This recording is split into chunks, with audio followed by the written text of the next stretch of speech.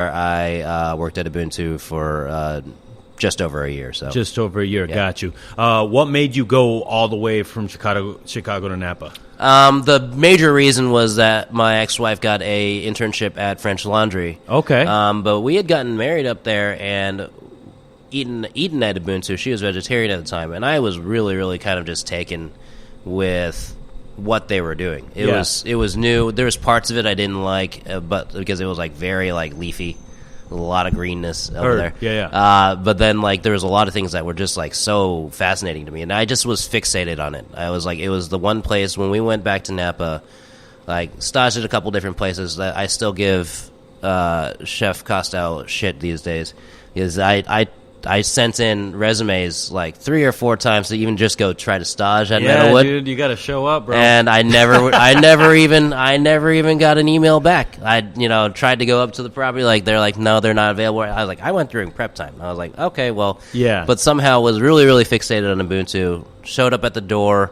bugged them, and then one day someone didn't show up, and I got thrown onto the line. They realized that I didn't suck real hard. Yeah. This was just only minorly sucky. Yeah. And ended up staying on a couple stations for just over a year. So it was a lot of fun, yeah. Did you know about Jeremy Fox before you went up there? Did you eat at Ubuntu for a reason, or was it just like, what's the top-rated restaurant in Napa? Let's go there. The major reason was because it was vegetarian, and again, my ex-wife was vegetarian at the time. Heard. So, but like, I didn't read up on it afterwards, and then like after when I was researching restaurants up there, and I was just like, it's just like, especially because they had their own garden, and that was like, especially coming from Texas, where if you live in California, maybe you're like your closest garden is like, I don't know, 5 or 6 miles away, right? Or like your closest farm or something like that. But in Houston, even with the farmers market, people drive in from like 50 miles away. Yeah. Right. So like the rural area is very, very far separated away from the actual city area.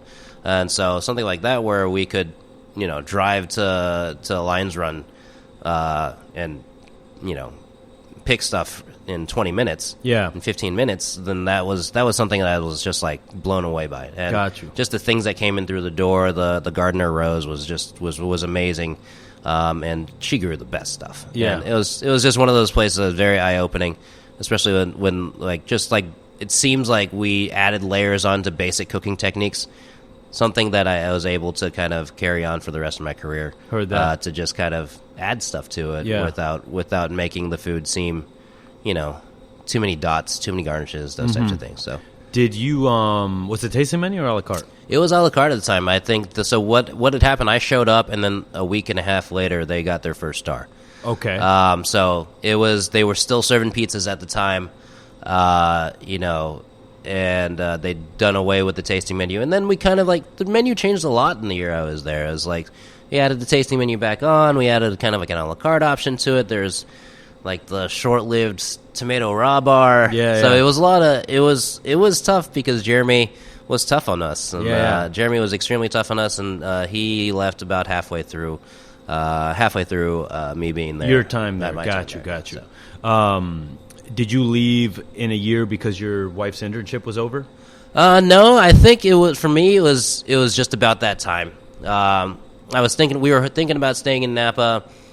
It's funny to say I was getting older. I was probably 25, 26. Yeah. And I'd always wanted to open my own restaurant. Gotcha. And so I was thinking about that time, and following that, we did a pop-up. So that chef in Marf, his friend Terrence, and I ended up in Houston because we're all from, or him and I were from Houston.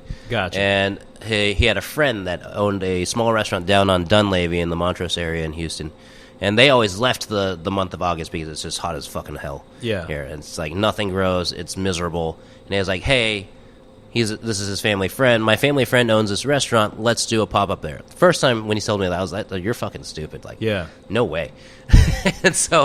But then like I thought about it some more, and then like ended up agreeing to it. And it kind of was like a big spring for us to be able to be successful in Houston. It was called the Just August Project. Yeah.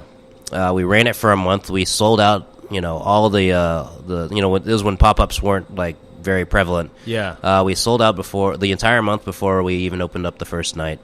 And it was great for us because, like, hey, people are, like, hungry for something that's not, like your regular restaurant here in Houston. Like, we thought you could only do Southern food or Tex-Mex, or you could be a steakhouse. And we're like, let's just, like, for me, I was like, I always wanted to keep it small. I just wanted to try something different. So after we did that, I went to Europe for about 6 months. And then when I came back, I opened up Oxheart probably half a year later. So. Got you. Yeah. When you went to Europe, did you stage? Did you eat? Yeah. So that was the big plan to leave. That was the major reason that originally we wanted to leave. Yeah. Your leave wife Napa. went with you? Yeah. Okay, got you. Where'd you stage? I staged at Indewolf. Dope. Indewolf. So when Indewolf was still open. How was that? That was crazy. That was in the early days, no? I was right? probably about halfway through. So yeah. So Willie was still the sous chef there when I was there. And it was crazy. Was Kobe just fucking running around? I've never seen a chef that like completely both ran his kitchen as in ran his cooks, but then also ran his kitchen and did all of his cooking himself too. Like when I walked in, he was breaking down turbo and then like pre-roasting bones and like doing a lot of the work himself too. And like as a chef, and like that's people that we the way we envision it when we're like a young cook. Exactly. And but it was fantastic. We had to walk down like a dirt road in the middle of nowhere. Like we stayed in a little farmhouse. They put people up when they staged, so I did that for a month, which was crazy. And then we went to Copenhagen for a month. 2 months. I did Geranium for a month. Dope. Right when they reopened the soccer stadium. Yeah. And then I also did AOC for a month. Heard. When Ronnie Emberg was there. Awesome. So that was I was very lucky. I caught a lot of really fantastic times when I was in Copenhagen. That's my message to the cooks now. It's like go eat, go fucking stage now because COVID came and fucking wiped everything away. God damn, that's so cool. So, what made you not stay over in Europe for past the 6 months? Well, I mean. I wanted to be able to go back at some point, so I didn't want to get caught and get kicked out for like 8 years. It was just for me. I felt it was just my time, right? Like I always have an itch to do something myself. I think I've always wanted to be an entrepreneur. Yeah. Besides a chef, and I just was like, I saw an opening from doing Just August project in Houston, and I was like, I fell in love with Relay. Yeah. When we went and staged because Relay had just opened, and I loved the food. I loved the feeling. I loved like how artsy it felt. I loved how like not fancy it felt. Yeah, there's everything I loved about it. And so basically, what year was this? This was 2010. Gotcha. Yeah, that's what they got the idea for the drawers. Yeah. Yeah, so we have the drawers still at our dope our restaurant. Yeah, hey-o. There you go. So you opened Oxheart, and was that gathering money from investors, or was it kind of like DIY? A lot of it was DIY. So we're sitting in the warehouse district area of Houston, which to this day, if you say, "Hey, we're in the warehouse district," no one knows where the fuck you are. Yeah. But the thing is, they always pass it. So we are right on the 10 if you're in California. We just call it I-10 here. And right off the freeway in this kind of like area that has never been torn down, which is, again, very different in Texas. Like a lot of times things get torn down, a shopping center gets built on top of it, those types of things. And so there's this old restaurant. It was a BYO restaurant called Latin Bites. We knew they were moving out. And so we kind of took over their lease. We bought the lease off of them. Okay. I hated the restaurant to start because it was like, I hated the decor, all those types of things, but I was like, I looked around, and I was like, you know what? This is a small restaurant. Like, that's exactly what I want. You saw the potential. Yeah, it was a small restaurant in an area that people pass all the time. Yeah. So I knew I didn't want to like be on the main strip. I knew I didn't want to be like on Westheimer, which is our kind of a big restaurant row area. And so opened up in 2012. Like I raised money, but didn't really need to because we opened up the restaurant for $98,000. I can't imagine any other place, especially not now, but even back then, $98,000 isn't anything. Yeah, I asked for people for like $5,000 and $10,000 at a time, which is still a good amount of money. Yeah, but for the people we're asking, doesn't doesn't break off their year if they give us $5,000 or $10,000 to invest in the restaurant. Got it. So, okay. Opened it for $98,000. Was there, I still talk to the cooks. So it's like first 5 years over at Oxheart, I was there. We were open 5 days a week. I may have missed 30 services total. Yeah. And like the first time I had ever, myself and my ex-wife ever missed a service at the same time was for beards.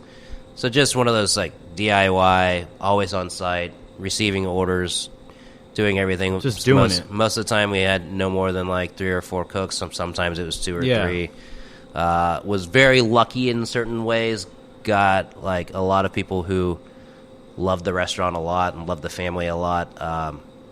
And then lucky that we eventually were able to take care of them a little bit more than we did to start, and kind of made it work. Yeah. Now, how did you the concept? Like, how did you decide a la carte versus tasting? Sure. So, honestly, we stole Relay's idea. Okay. Yeah. No. Hey, Charter Oak did it too, bro. Yeah. We had two 4-course menus to start, and then a 7-course menu. It was all tasting. One was strict. I always wanted to make sure that because I had such a background in cooking vegetables, that one of them was strictly vegetarian, and we always cooked mostly vegetarian food. Yeah. And then you take that idea again, like you take that idea and you kind of like grow off of it. And I think I've always been very candid in saying like Christian's like one of the people I always look up to, even though I have had very little interaction with the guy. And then like I feel as if over that 5 years we really took it into our own and was able to make it Texas cuisine the way that is also very Houston focused because it had a lot of kind of cultural influence to it. Got you. Yeah. Did you find sort of any hate coming in the door from that, or was everybody just like, finally something new? Like, thank you. I would say there's a good bit of both. I mean, I think overall the reception was pretty warm. The larger restaurateurs were always like kind of like rolling their eyes at me. Of course, I would say that out of a lot of them, I still even cut to kind of this day, like kind of the people who are able to open larger restaurants. And close larger restaurants, if I'm being candid. Yeah. Just kind of like always rolled their eyes at me, and I was like, I don't know. We just figured out how to have staying power, and kind of that way where it was like we just worked really hard at it. Yeah. We worked really hard at what we wanted to do. We tried our best to take care of our staff the best way we knew how. Yeah. And sometimes it wasn't we didn't do a great job of it. And then, especially the last, 4 or 5 years, we've been able to do a much better job at it. Heard. But yeah, I mean, like a lot of the times they're like, there's parts of Houston that are like, this is stupid. Like there's no way in hell I'm ever coming back. And then we've had regulars since the very first day. Awesome. That, we're coming up on 10 years of me owning this lease next door. Yeah. This 900 square foot space. I'm just like, this is amazing that I still met this person from this long ago. So yeah. That's so cool. You're building a community. Yeah, absolutely. At the end of the day. So, after opening Oxheart, when do you start to say to yourself, I think I want another restaurant? Yeah. Again, like I always kind of had that entrepreneurial spirit. Yeah. Started looking pretty early on, although nothing really happened. My best friend and I opened up a wine bar, maybe our second or third year in, called Public Services, which is we closed last year due to COVID. Honestly, like probably the best decision for the both of us because now we can be best friends again. Yeah. Like we were at each other. You can't open shit with friends, man. No. Like, it's weird because it's like we have a strong sense of a very specific style of sense of humor with each other, which is why we were actually able to work together throughout all those problems that we had. Got you. But I just knew I couldn't put myself. I was exhausted at the end of 5 years. I closed it 5 years on the day. So March 15th, 2012 is when we opened. March 15th, 2017 is when we closed. Got you. I just knew that I didn't want to do that anymore. That was a major thing, and I only had one sous chef for the entire 5 years of that restaurant being open. I knew that I'd have to be more trusting in order for me to grow as a person, or like I had more interests, new things I wanted to do. Exactly. So I have a business partner now.